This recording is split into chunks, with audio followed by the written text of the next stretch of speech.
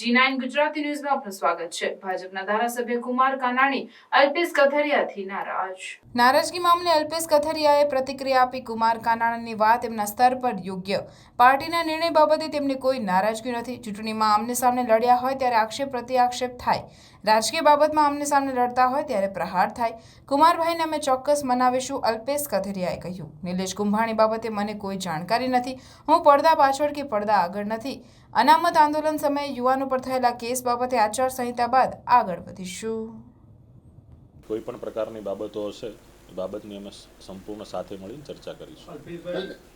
મળવા જશે કુમારભાઈને 100% મળવા જશે।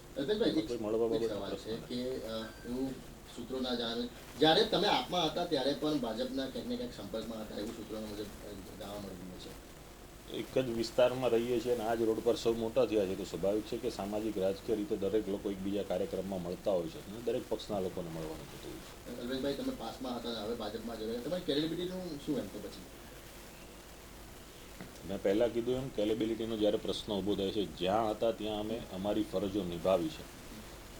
આંદોલનમાં પણ ફરજો નિભાવી છે, પાર્ટીમાં જોઈન્ટ છે ત્યાં પણ ફરજ નિભાવી છે આમ આદમીમાં, આજે ભારતીય જનતા પાર્ટીમાં છે તો ત્યાં પણ અમે અમારી ફરજ નિભાવી છે। અલ્પેશભાઈ, કુંભાણીનો જે ખેલ પડ્યો છે એમાં બી ક્યાંક ને ક્યાંક પડદા પાછળ તમે રહ્યા છે એવું રાજનીતિ બેરામાં ચર્ચા ચાલી રહી છે। નહીં, એ પ્રકરણમાં અમારી પડદા પાછળ કે પડદા આગળ કોઈ પણ પ્રકારની ભૂમિકા નથી।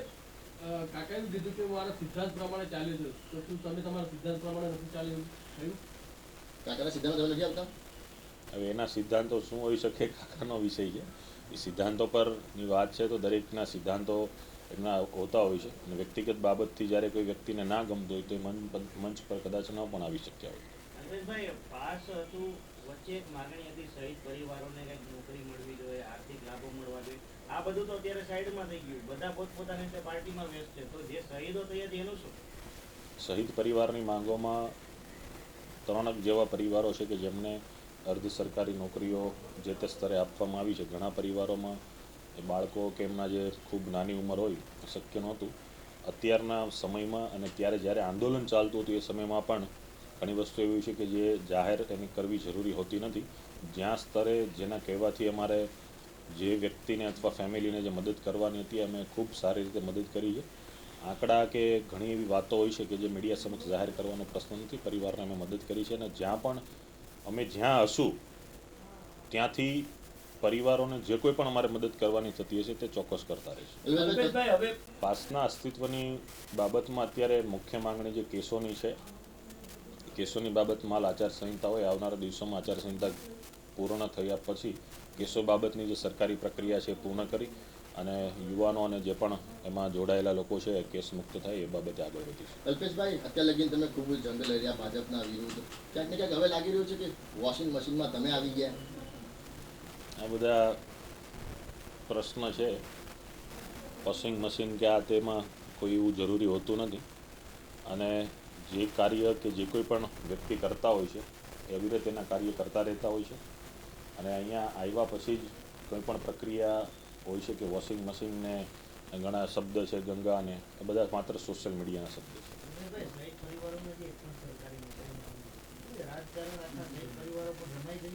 નહીં, એ કોઈ રાજકીય બાબતો નથી। નિવેદન આપ્યું છે આજે તમારા એમની જે વાતો છે એમના સ્તરે એકદમ વ્યાજબી વાત છે। એમણે જે જણાવ્યું છે કે ભાઈ નારાજગીનો કોઈ મને પ્રશ્ન નથી। સ્વાભાવિક છે કે ચૂંટણી સમય પર આમને સામને લડ્યા હોય તો વ્યક્તિગત વાતો હોય કે પાર્ટીની વાતો હોય, એકબીજા સામેના પ્રશ્ન બન્યા હોય છે, એકબીજાની ચૂંટણીઓની અંદર પરિસ્થિતિઓના નિર્માણ થતા જ હોય છે, એટલે એમને પાર્ટી તરીકેના નિર્ણયમાં એમની નારાજગી નથી, પણ સ્વાભાવિક છે કે જે આમને સામને લડાઈ લડ્યા હતા, આમને સામને ચૂંટણી લડ્યા હતા એ પ્રશ્ન બાબતથી એમને ચોક્કસ એમ પણ મનમાં જે પણ વાત હશે એમના મીડિયા સમક્ષ ચોક્કસ રજૂ કરી છે કે હું સિદ્ધાંતોને લીધે આવી શક્યા નથી અને હવે વડીલ તરીકે ત્યારે પણ અમે એમના આશીર્વાદ લેતા હતા અને આવનારા દિવસોમાં પણ જ્યાં પણ એમના સાથ સહકાર સહયોગની જરૂર હશે તો ચોક્કસ લેતા રહીશું। નારાજગી કઈ રીતે દૂર કરશે?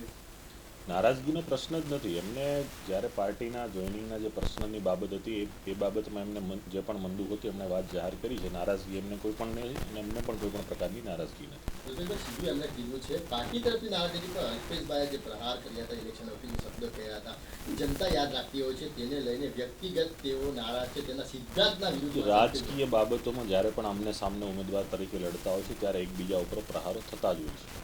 એમણે અમારા ઉપર પ્રહાર કર્યા હોય, એમણે એના ઉપર પ્રહાર કર્યા હોય છે અને એક રાજનૈતિક અને વૈચારિક પ્રકારના પ્રહારો હોતા હોય છે. એમાં વ્યક્તિગત એમના ઉપરના પ્રહારો નથી કે એમણે કોઈ અમારા ઉપર વ્યક્તિગત પ્રહારો નથી કર્યા. અને ચૂંટણી સમયે આવું બધું બનતું હોય છે, પણ હવે જ્યારે પાર્ટીમાં સાથે રહીને કામ કરવાનું છે ત્યારે પાર્ટીની જે પ્રક્રિયા છે, પાર્ટીની જે વિચારધારા છે, પાર્ટીની જે ગાઈડલાઇન્સ છે એ પ્રમાણે સાથે મળીને કાર્ય કરતા રહેશે. અલ્પેશભાઈ, એમણે સ્ટેજ પર જ્યારે તમારું કેસરિયા ધારણ કરવાના હતા એ વખતે નહીં આવ્યા હતા. આ બાબતે તેમને પૂછવામાં આવ્યું હતું. તેમણે કીધું કે આમને સામને બોલવાનું થાય, વ્યક્તિગત લાગણી દુભાય એટલે માટે નહીં આવ્યા હતા. તો એવી તો કઈ લાગણી હતી? જ્યારે 2022ના વિધાનસભામાં અમે હરીફ ઉમેદવાર તરીકે લડ્યા હોય અને એમને અત્યારે એવું લાગતું હોય કે ભાઈ આવનાર વ્યક્તિ હરીફ તરીકે લડ્યા હોય એમનું સ્વાગત કરવું કે સન્માન કરવું એના સિદ્ધાંત વિરુદ્ધ લાગ્યું હોય તો સ્વાભાવિક છે કે હાજર ના રહી જવું. સંતોષભાઈ, કુમાર કાનાણીએ સ્પષ્ટ કીધું છે હું ચૂંટેલો નથી. તમે હવે ભાજપમાં આવ્યો છો, તમે ભાજપના ભ્રષ્ટાચારી કીધું.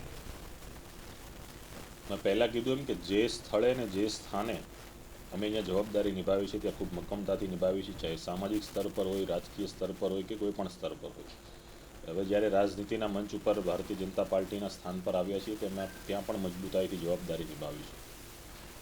ચૂકેલું નથી ચાહતા એમણે કીધું કે એ લોકો શું કરે છે અમારા નિયમો, અમે ચૂકેલું નથી ચાહતા, આવું કુમારભાઈએ કીધું છે. તો હવે કુમારભાઈ જ એના ખુલાસા કરશે કુમારભાઈ શું કહેવા માગે છે બાબતે. તમે કેવી રીતે મનાવશો કુમારભાઈને? ચોક્કસ મનાવીશ અને સ્વાભાવિક છે કે આજ વિસ્તારમાં જે અવારનવાર મળવાનું થશે, વ્યક્તિગત પણ મળીશું, એમના આશીર્વાદ પણ લઈશું. જ્યારે હરીફ તરીકે હતા ત્યારે પણ એમના આશીર્વાદ લેતા હતા, તો આજે સાથે છીએ તો ચોક્કસ એમના આશીર્વાદ લઈશું.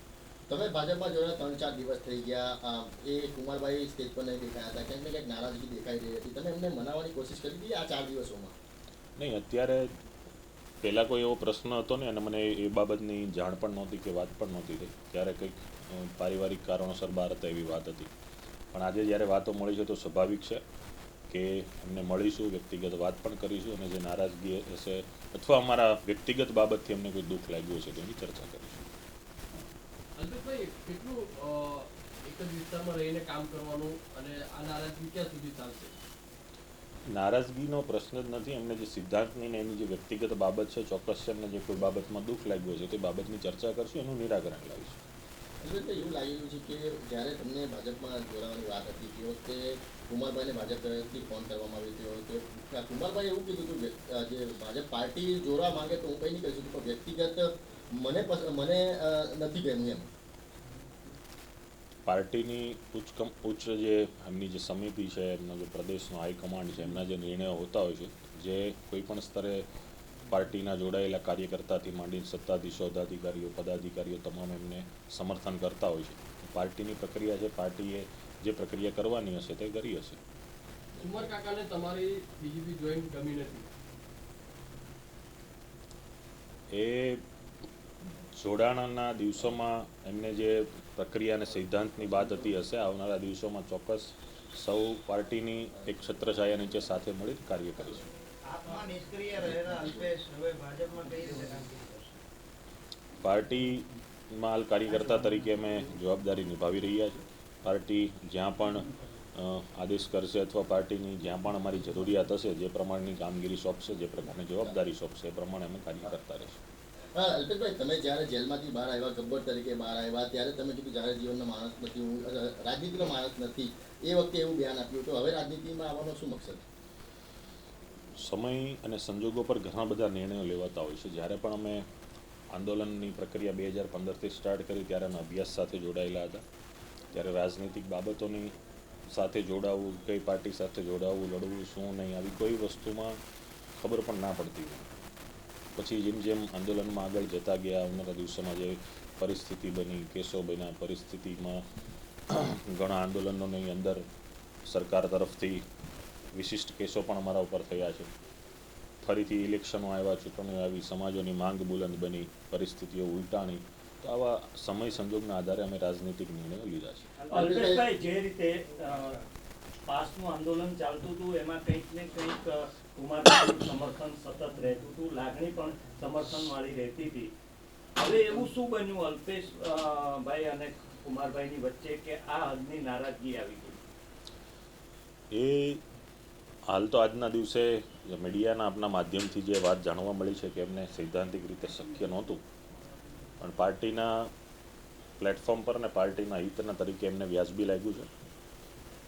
એ આજે પણ એક વડીલને આદરણીય હતા અને કાલે પણ એક વડીલ આદરણીય તરીકે છે. એમનો જે રાજકીય અનુભવ છે ને આ વિસ્તારને એમણે ઘણા સમયથી પ્રતિનિધિત્વ કર્યું છે, એટલે એમની કોઈ પણ પ્રકારની બાબતો હશે